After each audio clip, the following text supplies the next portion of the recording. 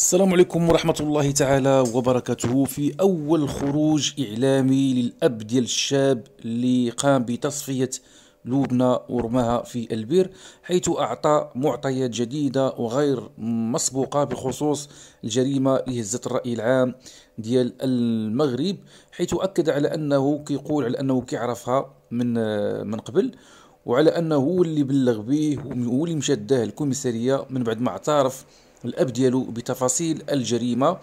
بالإضافة قال لي أيضا على أنه تهلا ليا في وليداتي وحس بي على أنه كاين شي حاجة ماشي تليه، وقال لي أيضا على أنه هي اللي جات لعنده بالكاتكات وطلبات منه باش يعطيها الفلوس، ومرة كيقول أيضا على أنه باش تحيد شي حاجة يعني دير الإجهاض لأنها حملت منه. هادشي على حسب التصريح ديال الأب والخروج الإعلامي ديالو، يعني أعطى بعض المعلومات يعني اللي مغايرة اللي خرجت بها الأم ديالو، ولا كذلك العائلة التي تنفي نفيا قاطعا على أن الابن ديالهم سبق ولها علاقة مع هذا الشاب الذي قام بتصفية لبنى. ولا حول ولا قوة إلا بالله العلي العظيم.